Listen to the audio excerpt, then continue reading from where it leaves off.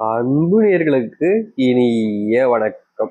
தனுசு ராசிக்கார அன்பர்களே, இனி கண்ணீர் விட்டாலும் உன் விதி இதுதான். டிசம்பர் 19க்கு பிறகு இது நடந்தே தீரும் இந்த தனுசு ராசினுடைய வாழ்க்கைங்க. தனுசு ராசிக்காரருடைய வாழ்க்கை என்பது நாளுக்கு நாள் போராத காலம் அப்படின்ற மாதிரி தாங்க நிலைமை இவருடைய வாழ்க்கையில தள்ளப்பட்டுக்கிட்டு இருக்கு. இந்த தனுசு ராசிக்காரர்கள் எடுக்கக்கூடிய ஒவ்வொரு முடிவுகளிலுமே ஏதாவது ஒரு பிரச்சனை என்பது நடக்குங்க. முக்கியமா சொல்ல போனா இந்த தனுசு ராசிக்காரர்கள் ஒரு விஷயத்த சரியான முடிவை எடுத்து செய்யலாம்னு நினைப்பாங்க. ஆனா இந்த தனுசு ராசிக்காரருடைய குடும்பத்தார்கள் தெரிஞ்சவங்க இல்ல யாராச்சும் உறவினவங்க ரொம்ப நெருக்கமா இருக்கிறவங்க யாராச்சும் அவங்க கிட்ட வந்து இதை இப்படி செய்யக்கூடாதுப்பா, இதை இப்படிதான் செய்யணும்னு இவங்க ஒண்ணு நினைக்க மத்தவங்க ஒண்ணு சொல்ல, சரி அதுதான் சரின்னு இவங்க செய்ய, இது இவருடைய வாழ்க்கையில பெரும் அளவில் நஷ்டங்களையும் கஷ்டங்களையும் தாங்க வாழ்க்கையில மறுபடியும் மறுபடியும் கொடுத்துக்கிட்டே இருக்கும்.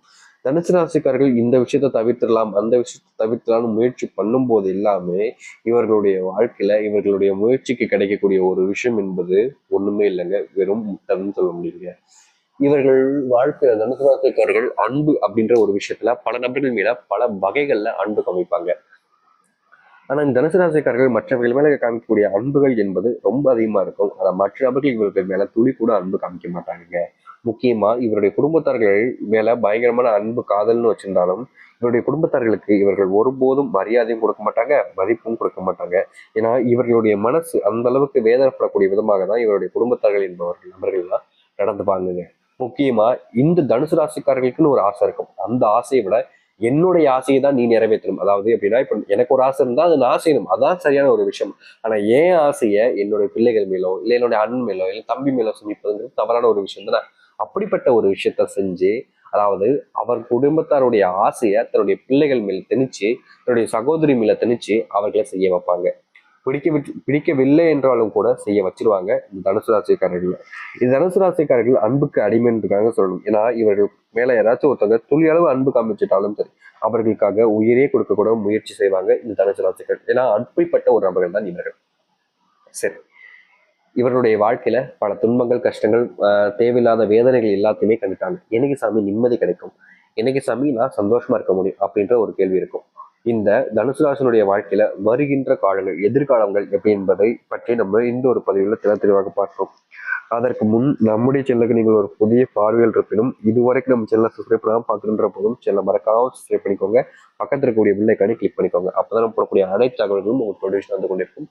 முடிஞ்ச அளவுக்கு வீடியோவை ஸ்கிப் பண்ணாமல் பாருங்க. சரி, தனுசு ராசிக்கார அன்பர்களே, உங்களுடைய வாழ்க்கையில நீங்க துவண்டு போய் ரொம்ப கஷ்டப்பட்டுட்டு இருக்கீங்க. ஆனா உங்களுடைய தொழிலுக்கு எப்படின்னா முட்டு கொடுக்குற மாதிரி உங்களுடைய தொழில் சம்பந்தப்பட்ட விஷயங்கள்லாம் பல மடங்கு லாபங்களா காண்பீங்க.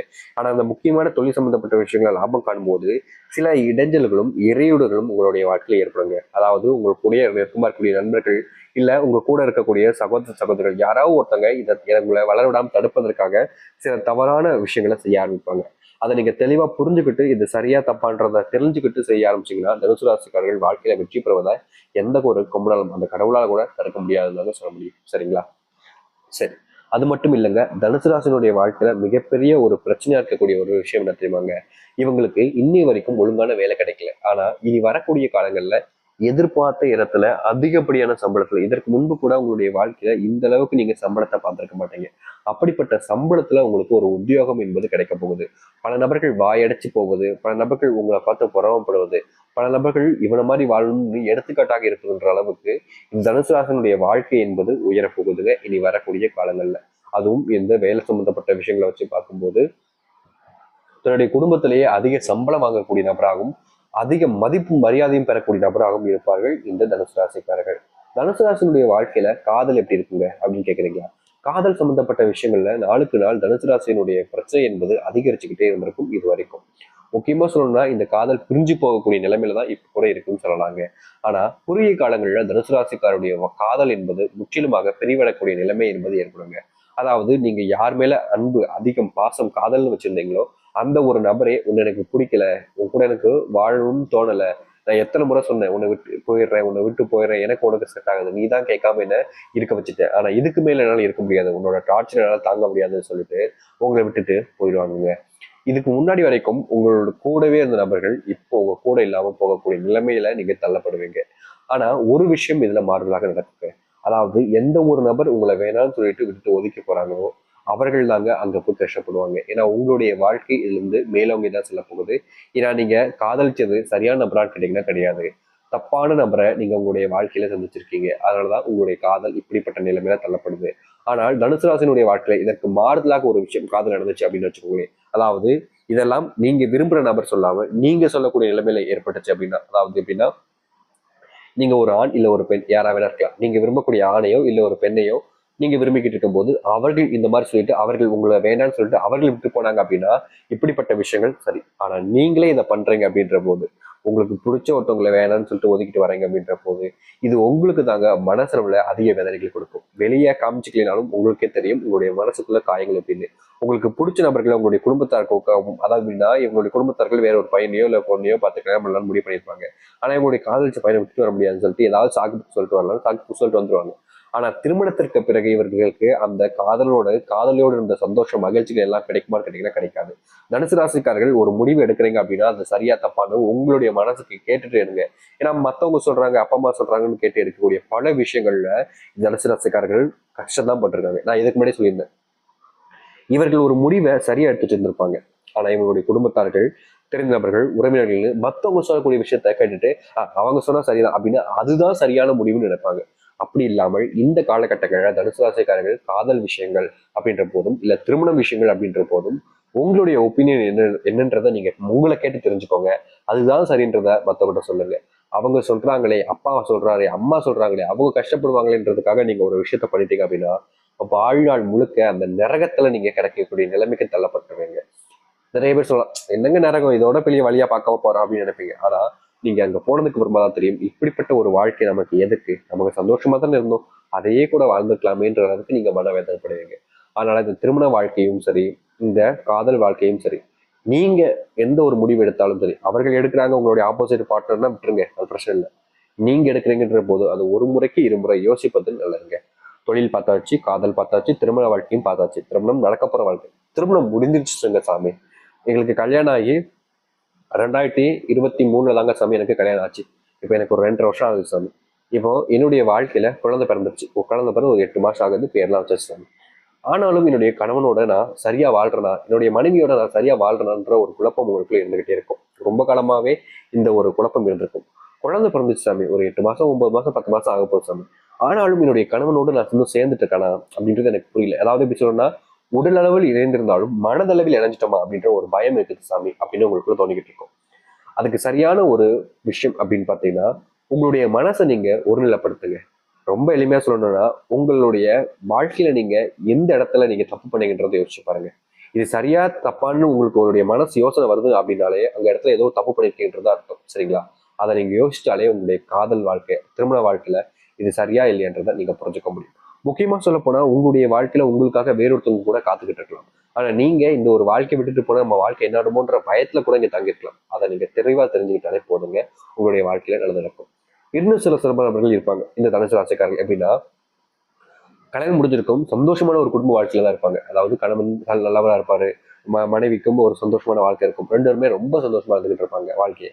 ஆனா பிரச்சனை என்னன்னா, இவர்களுடைய வாழ்க்கையில இவருடைய நண்பர்கள் இல்லைன்னா வேறு ஒருத்தவங்க வந்து இது இப்படி அது அப்படின்னு இல்லாத பொருளாத விஷயங்களை சொல்லி சொல்லிட்டு இவங்களுடைய மனசை மாத்துவாங்க. ரொம்ப தப்பான விஷயங்க இது, ரொம்பவே தப்பான ஒரு விஷயம்.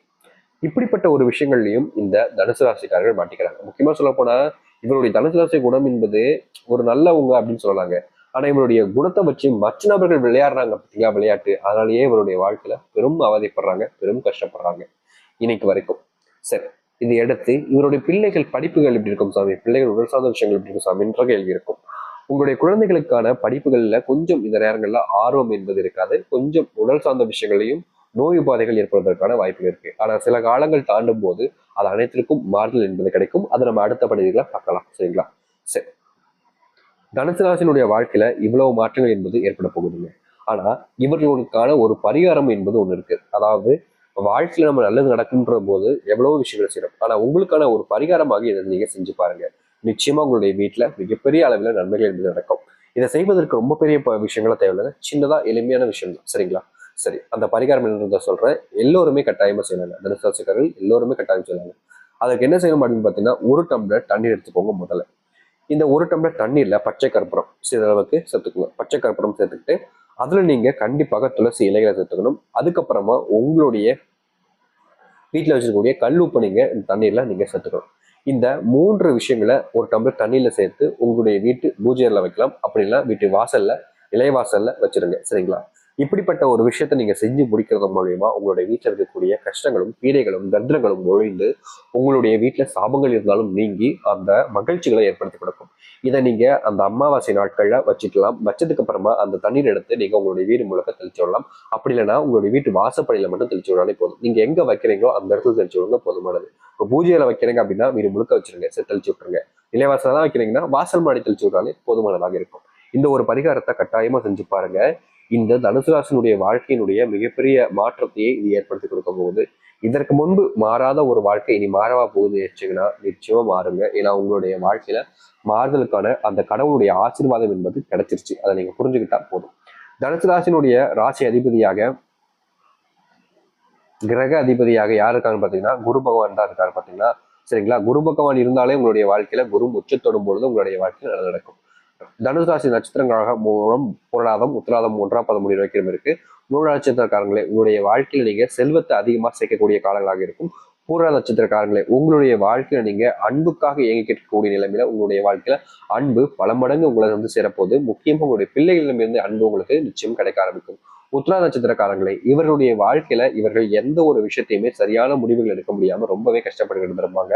ஆனா இனி வரக்கூடிய காலங்கள்ல உங்களுடைய வாழ்க்கையில முடிவுகள் என்பது சரியானதாகவும் மட்டும் இல்லாமல் உங்களுடைய மனசுல இருக்கக்கூடிய குறைகள் கஷ்டங்கள் எல்லாமே நீங்கி மகிழ்ச்சிகளையும் சந்தோஷங்களையும் இனி வரக்கூடிய காலங்களில் நீங்க பார்க்க முடியும்.